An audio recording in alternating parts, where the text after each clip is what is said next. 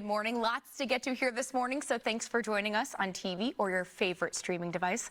I'm Elyse Schoening. I think there's some buzzing.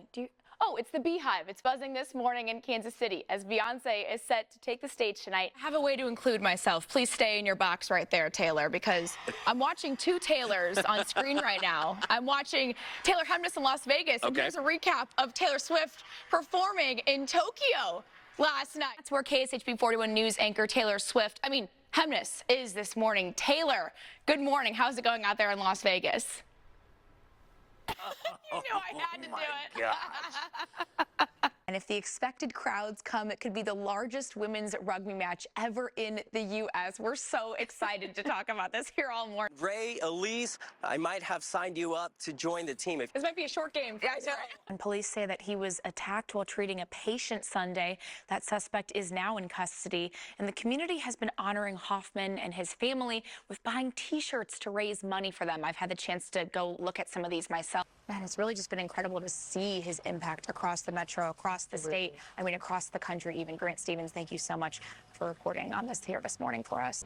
It was a Mother's Day spent without a home for some families. And this was a story that I followed all week. And today, those who once lived in the Aspen Place apartments in Gardner, Kansas, are celebrating the holiday in hotels and temporary homes. I'll tell you something that is very kind. That is that it's warm, including right here in the studio. It's a little hot in here. Warm in the studio. Here locally, on April 13th, 2014, this was just yesterday, a shooter killed 3 innocent victims at a Jewish retirement community and community center in Overland Park, Kansas. Last week alone, at least 8 local businesses were hit with break-ins, making entrepreneurs the victims of property crimes again and again.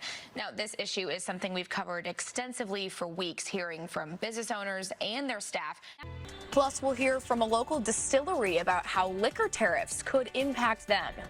And a march for democracy. Hundreds of people in downtown Kansas City voicing their concerns. I'm worried about our country, worried about destruction of democracy. Reactions after recent Trump administration policies.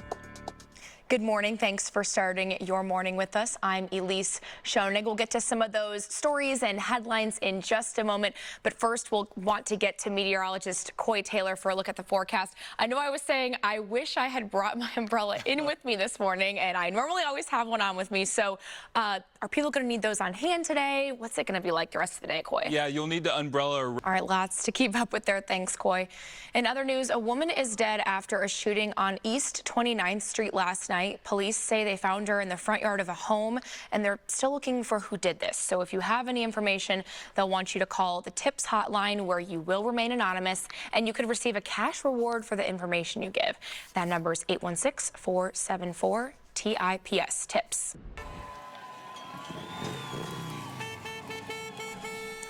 All right, take a look and listen to this. Hundreds of people, you can see there, gathered in Kansas City yesterday. They were protesting recent Trump administration policies. These people marched from 13th and Grand all the way to the steps of the National World War I Memorial. Obviously, things that are going on right now is not acceptable. And then across town on State Line Road, you're seeing there where protesters lined up in front of the Tesla dealership. So they were saying they believe its CEO, Elon Musk, is using his wealth to support his political views that they say they see as a threat to democracy. I just think if you own a Tesla, the best way you can fight back against what Elon is doing is by selling your car, driving the resale value down, stop giving him money with all the service fees that you're having to pay. Over 80 cases of arson and vandalism have been reported for Tesla vehicles across the country. And just this week, the FBI launched a special task force. This is to find the person responsible for setting 2 Cybertrucks on fire here at the Kansas City Tesla location.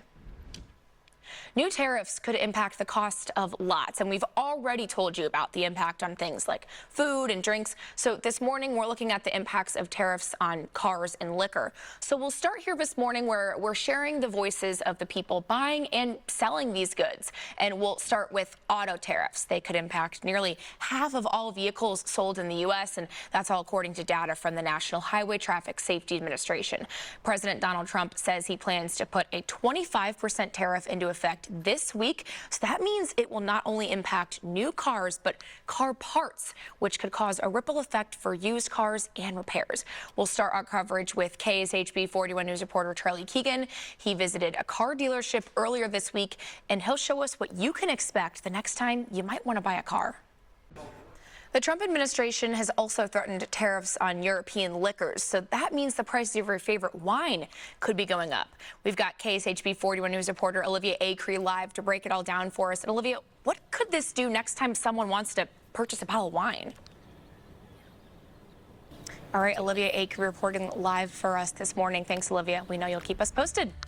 And when we come back, if you're on Medicare, you'll want to watch out. I'll share how scammers are trying to get your information and what you can do to protect yourself. Welcome back. The time is 8:11 this morning, and we've got a scam warning today for anyone on Medicare. According to the Cass County Health Department, scammers are posing as their employees. So this really means they're trying to steal personal information. The scammers say they're verifying or updating records, but the Cass County Health Department wants you to know they will never call you to request Medicare numbers without a scheduled appointment. So the best thing you can do is hang up. If you're worried it really is the health department, then you can call back the official number, which we have listed right here, and that means don't call back the one that called you. Now, this is an issue that I cover as part of my work on healthcare costs, and I'm looking more into this scam. So if someone has called you, I'd like to hear about it, and you can scan the QR code or email me, Elyse Schoenig at kshb.com.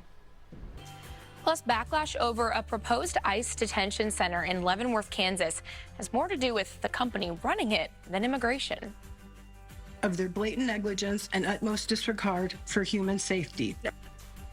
We'll tell you why its history of violence and mismanagement has people raising their voices. Again. A heated debate in Leavenworth, Kansas continued this week as CoreCivic plans to turn its now closed Leavenworth Detention Center into a U.S. Immigration and Customs Enforcement Detention Center. KSHB 41 News reporter Rachel Henderson has been following this story, and she shares the voices of those concerned over the company's controversial past. I'm Rachel Henderson here at City Hall in Leavenworth, Kansas, which was packed Tuesday night. Public comment is the one thing that's been missing from the discussion of CoreCivic opening an ICE detention facility here in Leavenworth. That is until Tuesday night.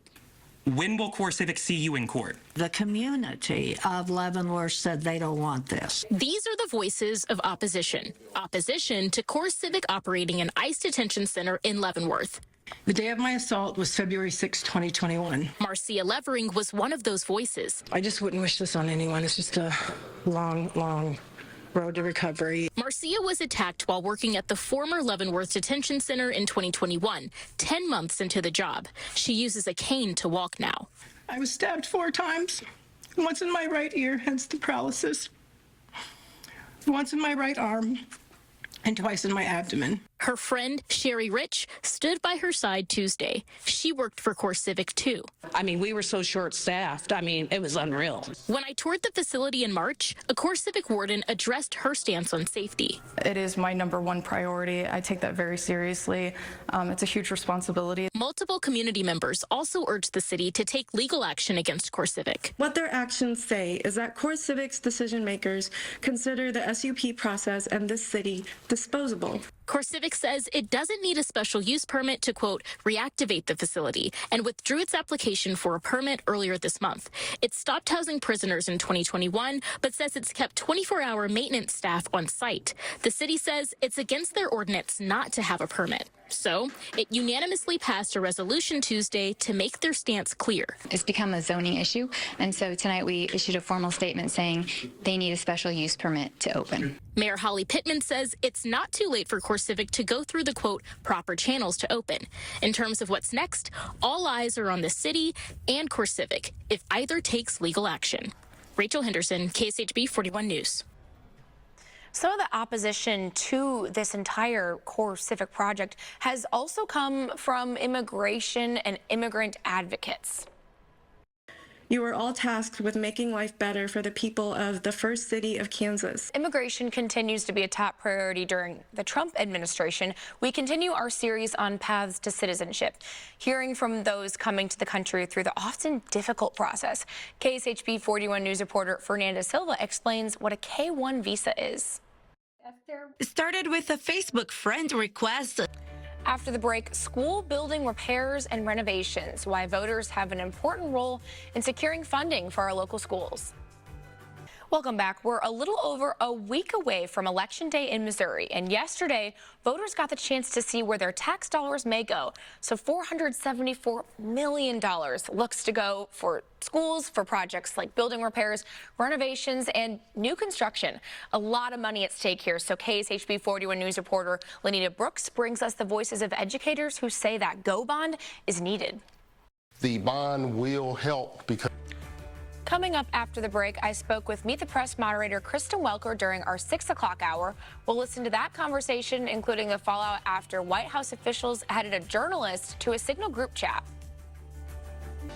Good morning and welcome back. Thanks for joining us this morning. I'm Elyse Schoenig. So this weather today is so much different than yesterday, Coy, because yesterday I was sitting outside reading a book, and then today I was in dire need of the umbrella I did not have. So how is that going to play out for the rest of today? Yeah, I think they call that whiplash. Yeah. Weather whiplash. During our 6 o'clock show, I was joined live by Meet the Press moderator Kristen Welker. You can take a listen to our conversation. Kristen, always great to be able to chat with you. This week, President Trump's national security team accidentally shared details of a planned military strike in a group chat that included a journalist. And I know you're speaking exclusively with that journalist this morning. What can you tell us about the fallout from that extraordinary breach? Elyse, you're right. I will be talking exclusively to Jeffrey Goldberg, editor-in-chief of The Atlantic. Yeah, Kristen, and in other news, Vice President Vance, we know, traveled to Greenland this week. We've continued to hear President Trump saying that the U.S. needs Greenland. So how far has this administration said it's willing to go to annex Greenland? Well, I talked to President Trump about that as well. He says he's very serious. We'll have to see how it unfolds, Elyse. Yeah, and much more to come on Meet the Press. As always, Kristen Welker, thank you for your time and for your insight. You can watch Meet the Press right here on KSHB 41 this morning. Kristen Welker will also be joined exclusively by, as she said, the editor-in-chief of The Atlantic, Jeffrey Goldberg, as well as Senators Michael Bennet of Colorado and Markwayne Mullin of Oklahoma. That's going to be right here at 9 o'clock after KSHB 41 News at 8.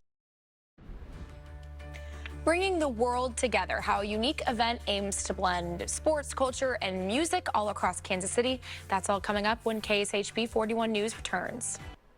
Welcome back. The Royals are 1-1 after their second game against the Cleveland Guardians yesterday, getting that win they hoped for on opening day. So they'll round out that opening series against the Guardians today at 1:10 p.m. But today's game is also a Jackson County day, so residents with a Jackson County zip code can get half-price tickets to the game, so you can buy those directly through the Royals website.